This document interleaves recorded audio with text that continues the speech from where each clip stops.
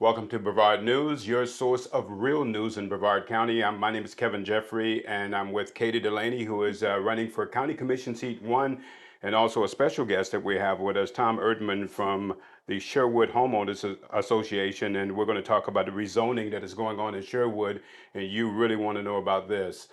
Katie, let's deal with the county commission first. So there's an issue with the county commissioners, and they have even become more brazen. Now they don't want people to actually be able to watch what's going on. Is that right? Exactly. So at the last county commission meeting, they actually turned the cameras off during public comment. They kept the audio running, but they turned the cameras off so that you basically see a blank screen. Isn't this illegal?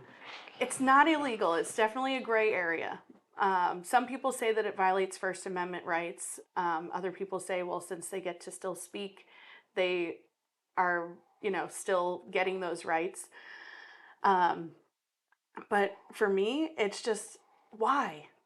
Why poke the public like that? Do we know how the decision came about? Who made the decision?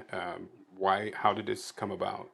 So to me, it seems like retaliation because different members of the public have been taking clips of the county commission meetings to bring awareness to different issues that are going on. And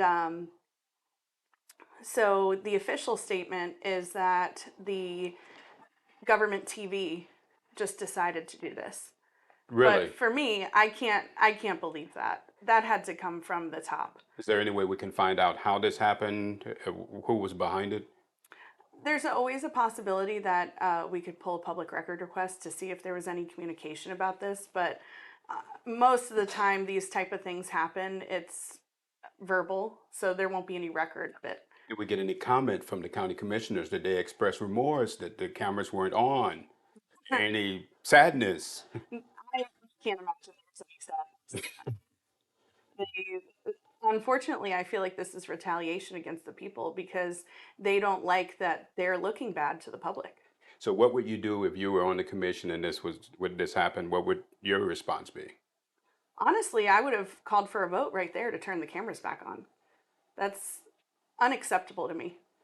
Well, it's a continuing problem, and you're seeing that the county and city government they really are operating with contempt almost for the people and some of the decisions that they're making Yeah, and the actions that they're taking.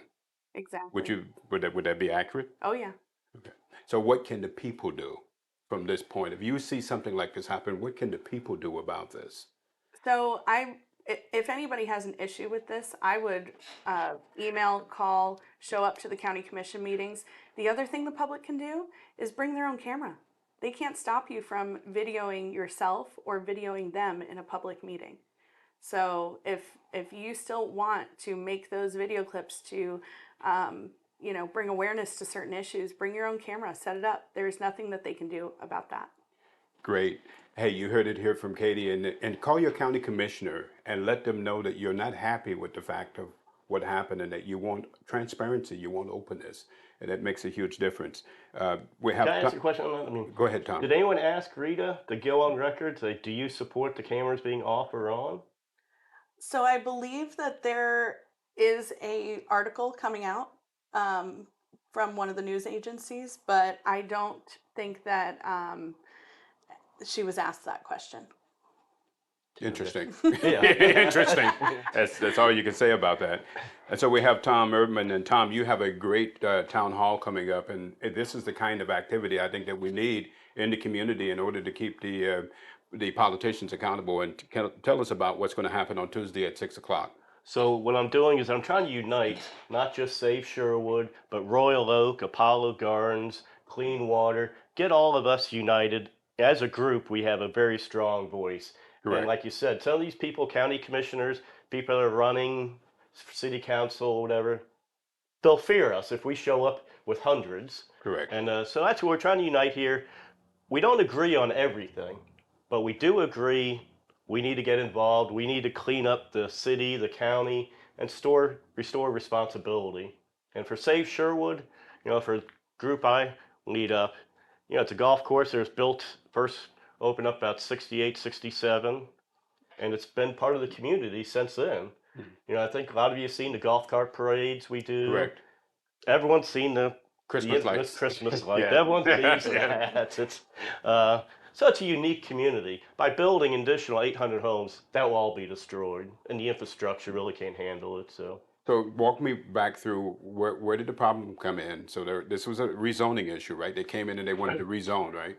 so the golf course was bought by in 2018 by Milton from California, and no one knows if he had his intentions to run to the ground or to do this or whatever. But so it went bankrupt in a couple years, and so he's been trying to sell the golf course. We've gone to him. I've talked to Milton, before he sold it. I said, can you look at selling the property to people who live on the golf course? I'll buy it behind my house, and it would be Correct. challenging. Uh, and he didn't want to do that. He never said we had people that are interested in buying the golf course. I have one group, guy from west coast of Florida. He has a charity, Help Save God's Babies, Hmm. and he's an ex-PGA golfer. He teaches kids with autism, Down syndrome how to play golf. And he's come over, looked at the golf course, and would be interested in it. But So they were totally against selling it to anyone outside of you can't the talk to him accepted. really. It's So you're getting nothing from them. correct. So then they petitioned the city to rezone the area. Yes, And why would it need to be rezoned? because right now it's zoned as a golf course. Okay. So to add 800 homes, you got to rezone it. That's a significant amount of homes. What Yes. would the problems be? Walk us through what the problems would be if you add 800 homes. So I think the number one problem from my side is flooding. Okay. When we had Hurricane Ian, that's 25 inches of rain. So it's going through some of the math. That works out to be at 670,000 gallons per acre. And so I just figured a 60% build out. Homes now have to be 35 inches above the crown of the road where the old homes aren't. So that works out 6% build out. It's about 440,000 gallons of water that's got to go somewhere. Correct. And you could say you could maintain it on your property, but it's going to flow downhill first. So flooding's number one. The infrastructure, roads. So they're saying on Carpenter Road, it would add about 6,000 to 7,000 daily trips a day additional. Wow. 6,000. That's provided the current situation. It's a two-lane highway or a two-lane road right in that Yes. area, right? So that's significant just for the roads and the fire department.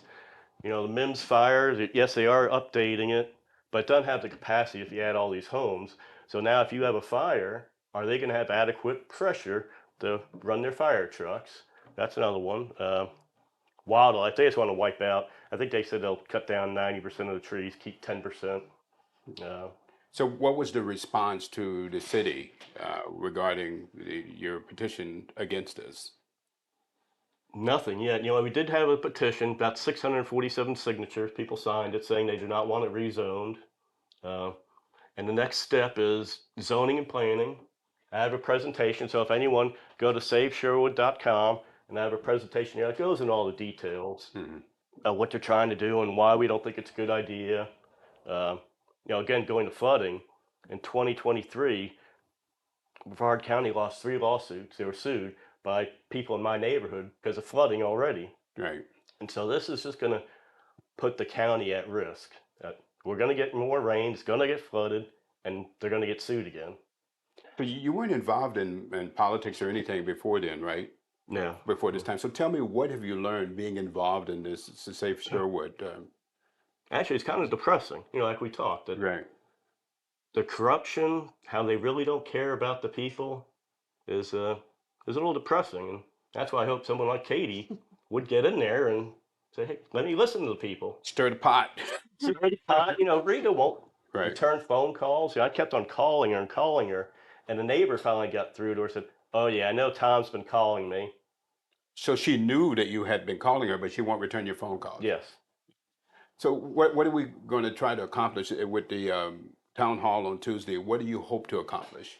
So I hope is get everyone there together and show the people who our real candidates are. You have Jordan and some of these folks that I think are part of the system, and we need to break the system and go with new, fresh blood. And so I'm hoping to expose some of that and get people motivated, excited. Okay, we do have a chance here. Let's make it happen.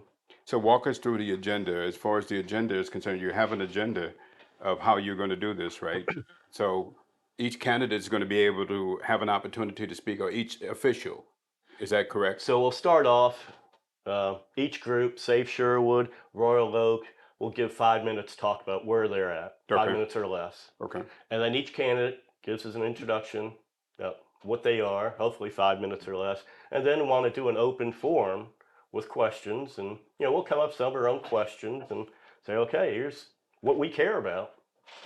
So now this is going to be at Good Shepherd Lutheran Church, and it's this coming Tuesday, February 6th, from 6 to 8 p.m.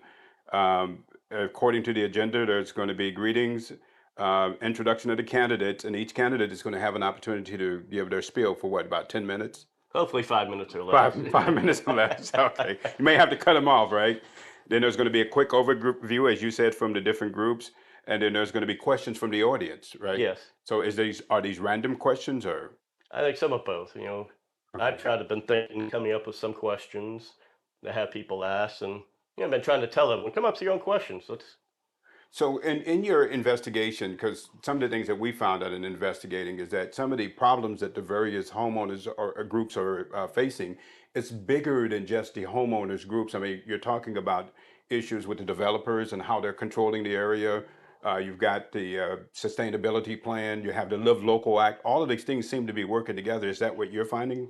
Yes, and again, going back to the tropes, you look at Brevard County Zoning and Planning Board, it's a volunteer, it's a volunteer, but you have one of the guys who's on there, he's one of the developers. My. How does that happen? That's shocking, but...